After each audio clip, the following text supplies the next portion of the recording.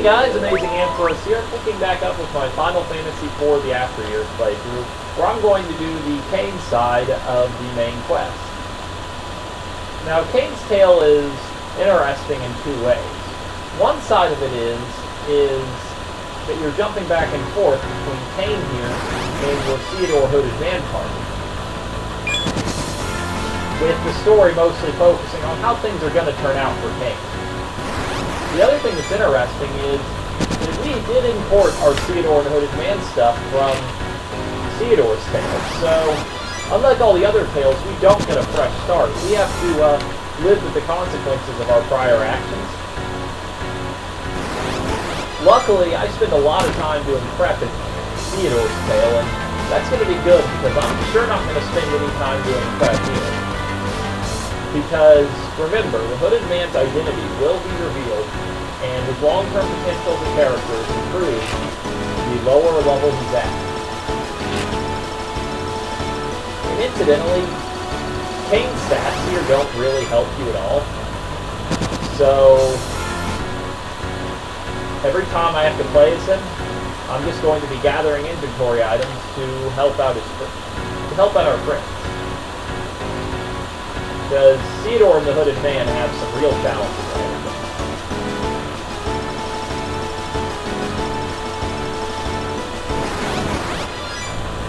Right now we're actually from the perspective of the past, finding out whatever happened to Kain on Mount Ordeals. As you might recall at the end of Final Fantasy IV, Kain decided to train on Mount Ordeals until he could discover the same sort of redemption Cecil found up here.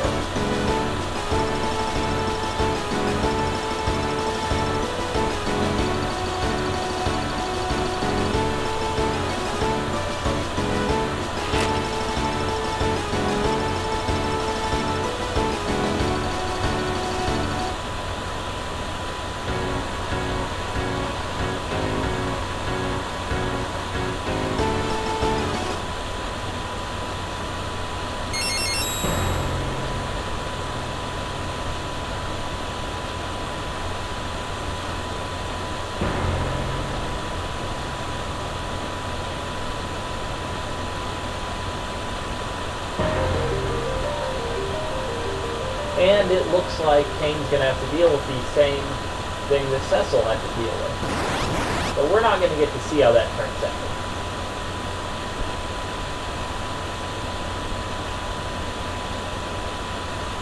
Instead, we're going to jump forward a bit. And Kain's still on Mount Ordeals, looking at the two moons.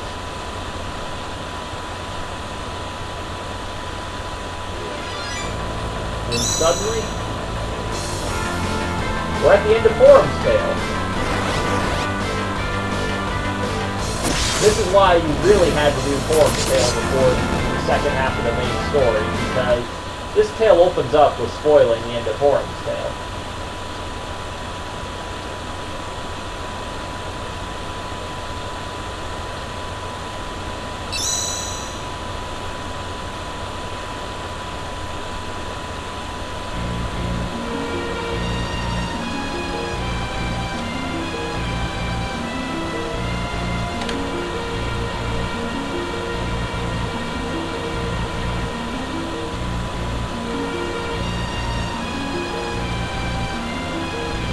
So let's find out what happens to Kain after he's finished talking crazy and following mysterious girls.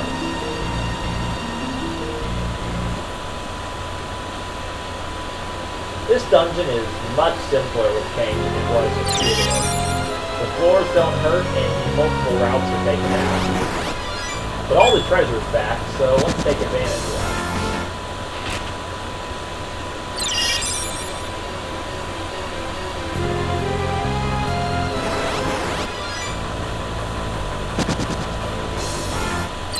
You might notice these are pretty high-ranking enemies. That's a constant throughout Kain's tale. The enemies are really strong and do a lot of damage when they hit you. With Kain here, that's not really a problem because he has really high stats. Comes at level 30, it's awesome on him. But with Theodore and the Hooded Man, things can get a little dicey.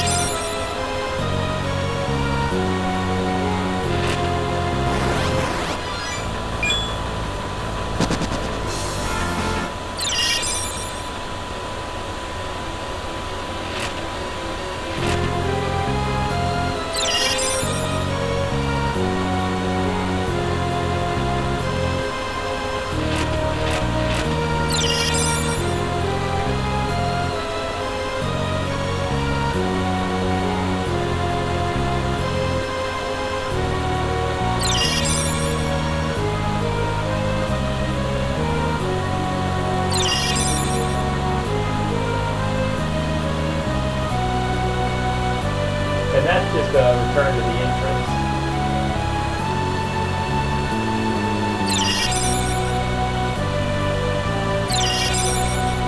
So let's press that.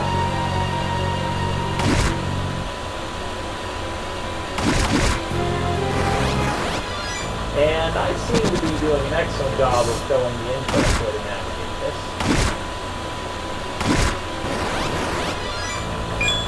I'm sorry, but at least I'm in no real danger.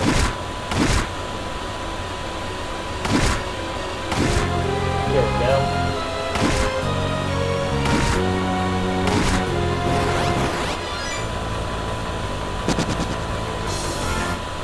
In addition to having really high stats, offensive and defensive stats, Kain is also really fast, so it's pretty easy to run away from encounters you don't want to deal with. Now when I said all the treasures were back, I really did mean all the treasures. So Kain's going to do a lot of good work in terms of loading up our inventory.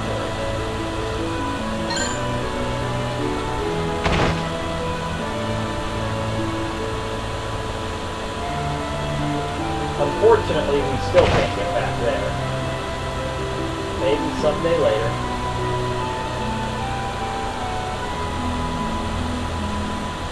But these hidden chests are back.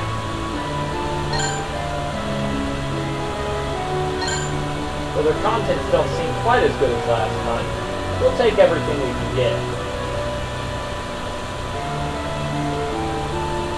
And incidentally, Kain is actually a character who's in the best position to do some shopping in this game.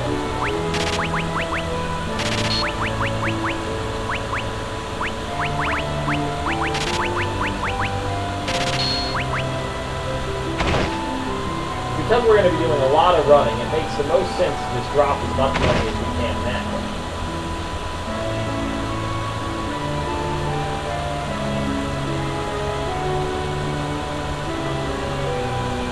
We can visit people Kain used to know.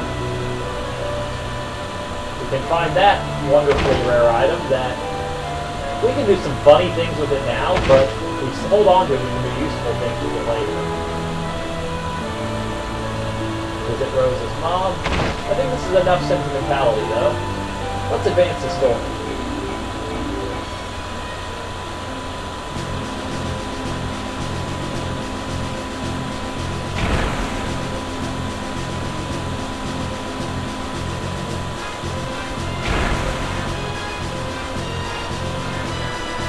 And as much as I would love to follow a mysterious girl, I'd much rather loot Cecil's castle a little more. Sometime between Theodore's visit and us arriving, they restocked all the treasures.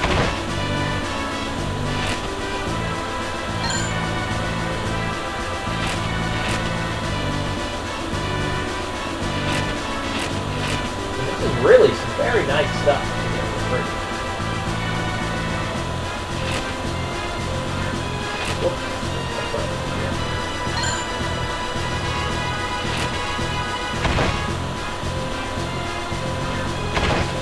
And there's absolutely nothing in the west side of the castle, so there's really no reason to worry about that area.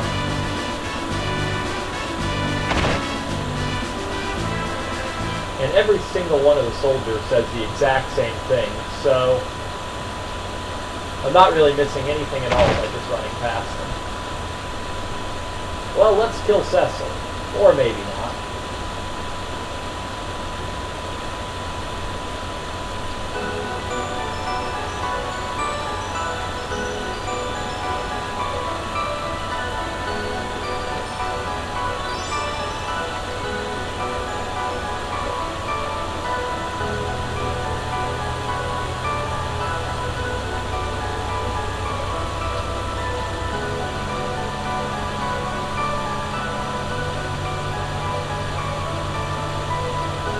It looks like the mysterious girl is going to recruit Kain to do all the rest of her work.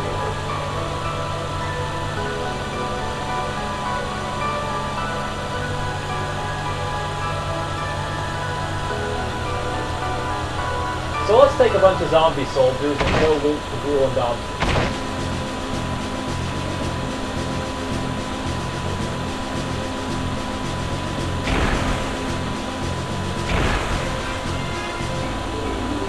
before we do that, let's improve Kain's odds a bit by totally stripping him of the equipment. We actually do need to leave him with the sword, but I just think that attacking foreign nations goes better without him.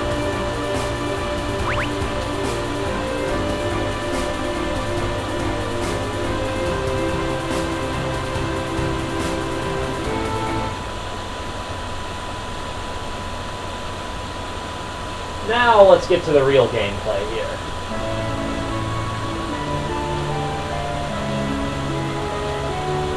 Where Theodore is still blown away by the fact that we're about to cross a sheer cliff.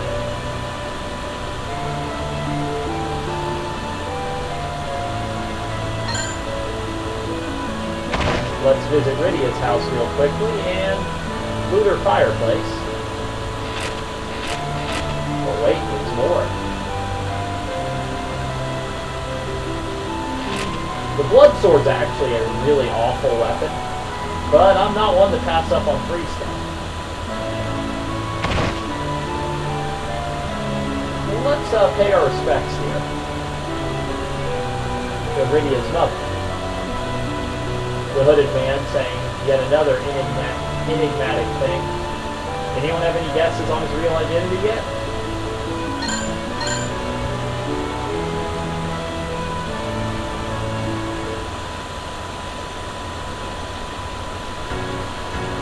And here we are at Mist Cliff. This dungeon is honestly really dangerous. The enemies hit really hard, and we need to run from all of them. So let's start with improving our equipment. Give all of Kain's old stuff to Theodore.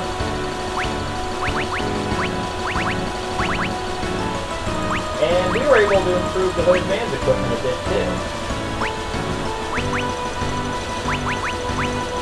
Switching to the back row because they're going to need every bit of defense they can get, especially Theodore.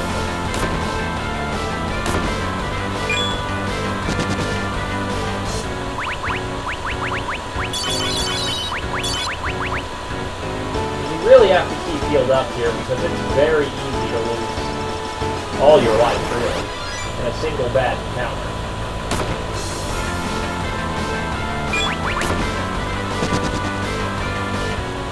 That wasn't.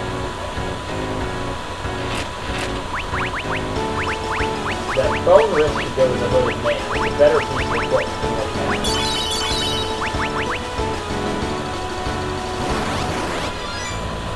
And basically from this point forward, the hooded man is our main fighter. Oh, down goes Theodore.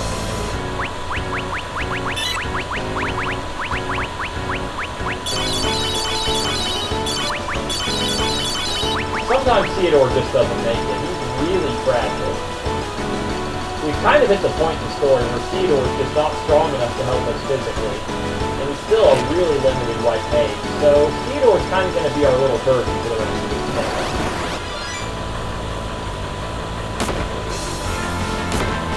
And getting through these dungeons is going to rely on getting pretty low encounter rates, because it's hard to sustain progress with Theodore's small MP.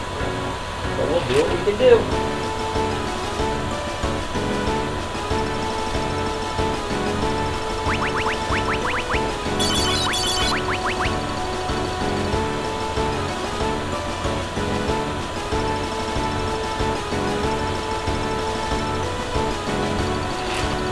That is an incredibly important weapon if you go to the hooded man immediately. That is going to make the upcoming forced encounter possible. And use a tent here, mostly just to get Theodore's teeth, or MP back rather.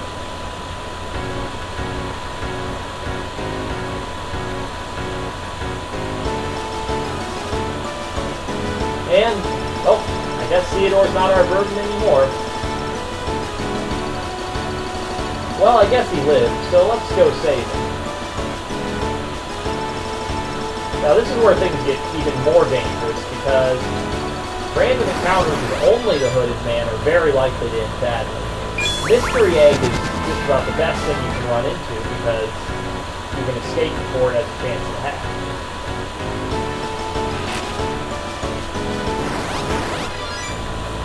This, on the other hand, is dangerous. If you actually get back attacked by a double Medusa group, you will be petrified before you get out.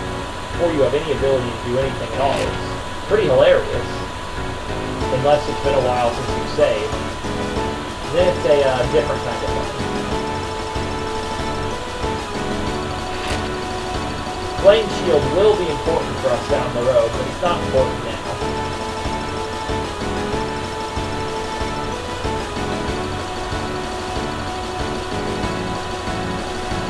Theodore seems to be growing into taking the Hooded Man's orders quite well.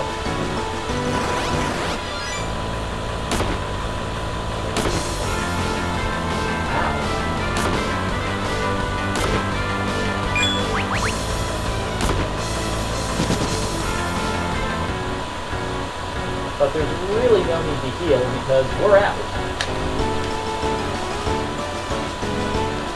That actually went incredibly well with a very low encounter rate.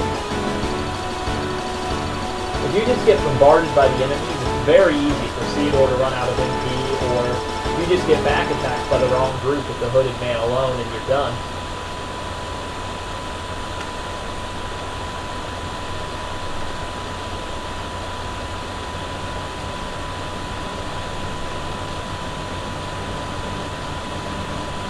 Kain seems to be getting really into this.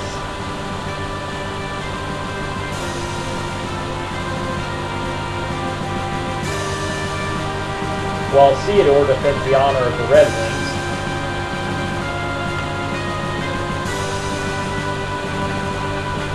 And as has become common, we are going to attempt to outrun airships on foot. So let's see, can we make it from the Mist Cliff to Domtian before an airship that's already to the east of us flying due north? We might be able to come pretty close if that airship's piloted by Crazy Kain.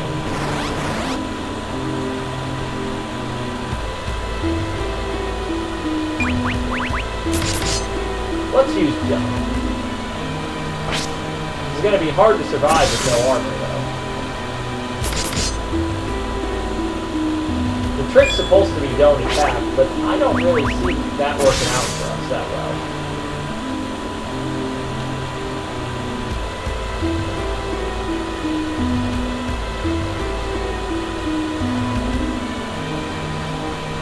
I guess after Kain lost to his alternate self, we got a lunatic as our reward.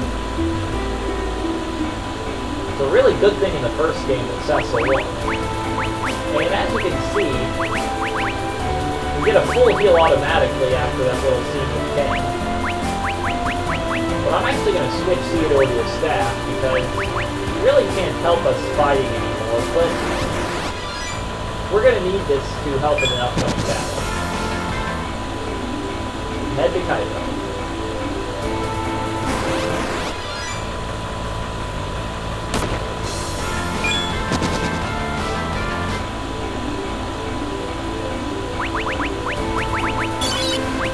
There's actually a forced encounter in here that's pretty dangerous. This has been a long segment with a lot of cutscenes, so I'm actually going to break it here. I'll see you next time as we really begin to get into the meat of this thing.